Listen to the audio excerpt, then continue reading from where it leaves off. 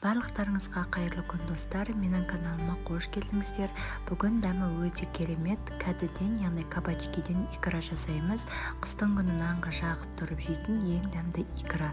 Міндетті түрде видеоның соңына дейін қарап, менің YouTube арнама тіркеліп, жанында тұрған қоңырау белгісін белгілеуді ұмытпаңыздар.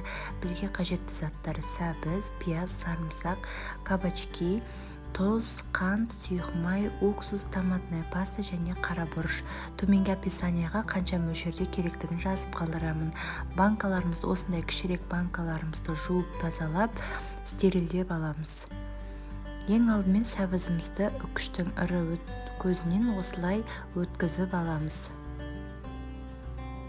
Одан кейін пиязымызды дәл видеодағыдай кубик етіп, яғни 4 бұрыш етіп жұқалап кесіп шығамыз.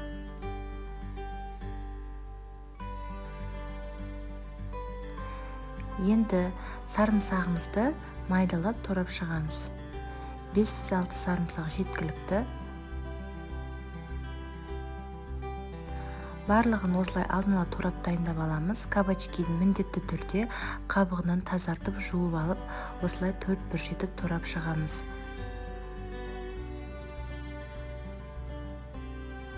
Енді қазанымызға майымызды құйып, қыздырып алып, сәбізіміз бен пиязымызды осылай салып аламыз бірге. Одан соң 10 минуттай қуырып аламыз.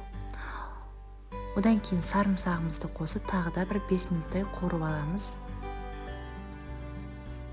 Енді үстіне туралған кәдімізді, яғни кабачкиімізді салып қуырамыз.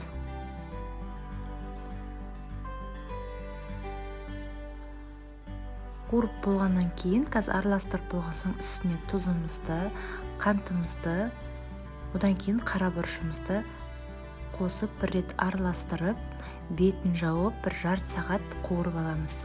Сонда кабачкидің осылай суы шығатын болады. 20 минуттан кейін осылай қызыл томат пастасын қосып, араластырып аламыз. Одан кейін тағы да бір 10-15 минуттай бетін жауып, қуырып аламыз. Оттың астын орташа етіп қоямыз.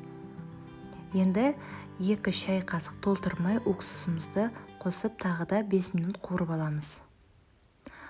Мінекей дайын болды. Осындай блендермен жақсылап езіп шығамыз. Осындай болу керек. Осыдан бір кішірек менде томатный пастадан қалған банкілерден үшеу және де бір пиала артылып қалды. Мінекей қыздар, менің рецептіме жасап көріңіздер. Барлықтарыңызға да ұнайды деген ойдамын. Нанға жағып жесеңіздер, дәмі өте керемет. Қысқа міндетті түрде жасаңыздар. Видео ұнаған болса, лайк басып, комментарий қалдыруды ұмытпаңыздар.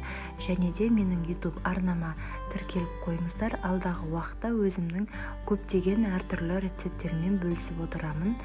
Осылай банкілеріңізді жауып болғаннан кейін бетін жауып суығанша жылы жерде қалдырамыз. Мінекей, осылай қыздар өте дәмді болып шығады. Жасап көріңіздер, кеңес беремін. Және де осы рецепті WhatsApp желісіне бөлісуді ұмытпаңыздар. Ас болсын.